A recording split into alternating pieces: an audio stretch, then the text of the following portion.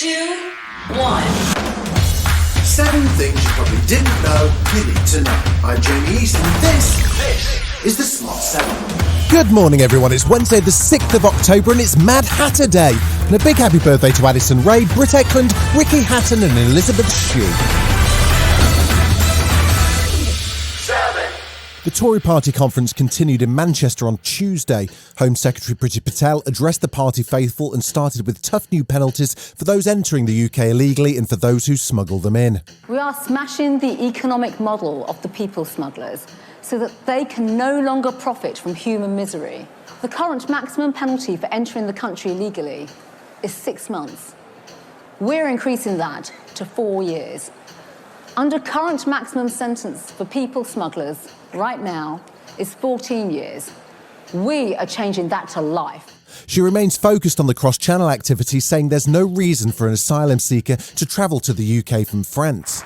And I make no apology for securing our borders and exploring all possible options to save lives by ending these horrific journeys. And after the outrage over the murder of Sarah Everard by a serving Met Police officer, she announced a new inquiry into the Met Police's policies and procedures. The public have a right to know what systematic failures enabled his continued employment as a police officer. There will be an inquiry to ensure that something like this can never happen again.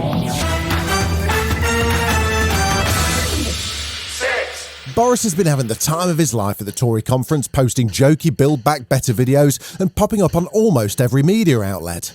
There's one notable exception. He refuses to appear on Good Morning Britain. This has been going on for some time, including the incident where Boris hid in a fridge to avoid questions from Piers Morgan. Government Minister Kit Malthouse was put on the spot by host Alistair Campbell yesterday when he claimed not to know where the Prime Minister was, as the camera panned round. I don't know, I've no idea where he is. There he is. I've no idea where he is. There he is. He's talking to Tom Newton-Dunn. Boris did talk to the BBC's Today programme and maintained that he's not concerned about the ongoing fuel crisis and rising prices. No, I think that on the contrary, what you're seeing with the UK economy and indeed the global economy is very largely in the supply chains, the stresses and strains that you'd expect from a giant waking up. And speaking to BBC Breakfast, he ruled out the idea of misogyny being added to the statute books as a crime, as the UK sees a wave of violence against women. I think that what we should do is prosecute people for the crimes that we have on the statute book. What I'm saying is there is abundant statute that is not being properly enforced, and that's what we need to focus on.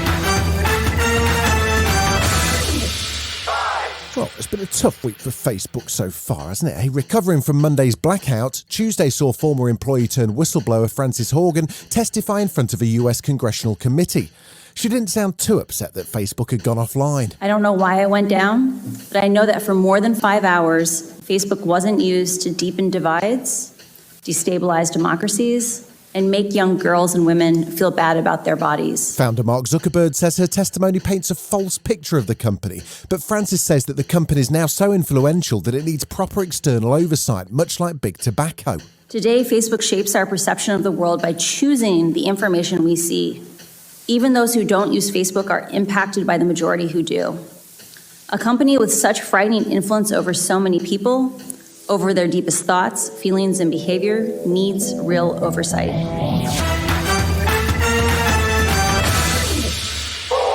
As the COP26 climate summit in Glasgow draws closer, there have been increasingly active protests by the Insulate Britain group, who've been blocking motorways and tunnels.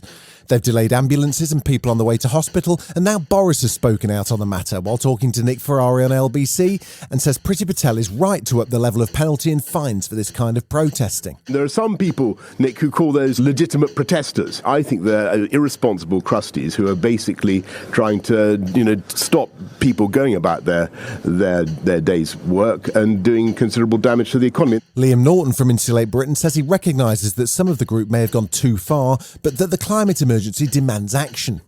I feel it's dreadful. I'm not sure what I would have done, to be quite honest with you, because I wasn't there. Still to come on the Smart 7, Adele is back, or will be soon, and the Game of Thrones prequel trailer just dropped. Right after this. You're listening to the Smart 7. If you're enjoying it, you might also like the Smart 7 Ireland edition. Just search and follow us on your favourite podcast platform.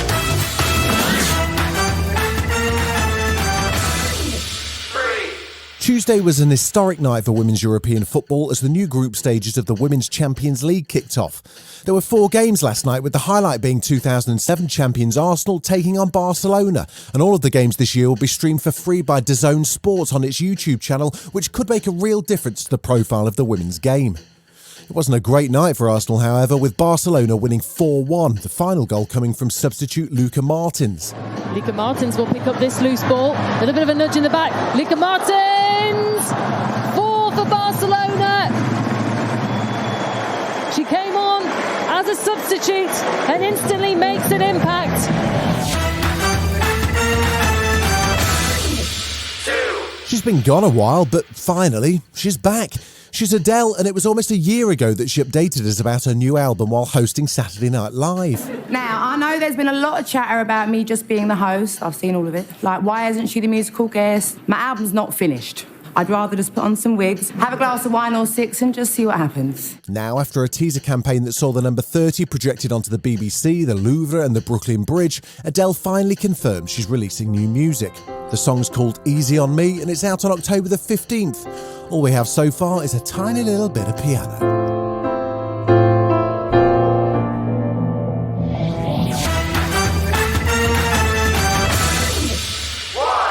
Just as you finish recovering from the ending of Game of Thrones, it's time to dust off your Targaryen family trees and get ready for the new prequel to Game of Thrones, called House of the Dragon. We follow the story of Daenerys' ancestors during a civil war between the Targaryen clan, and be warned, in this show, everyone has dragons. Gods. Kings. Fire. And blood. Dreams didn't make us kings. Dragons did. This has been The Smart 7. Wherever you're listening, do us a favour and hit the follow button. We'll be back tomorrow at 7 a.m. Have a great day. Written, produced and published by Daft Doris.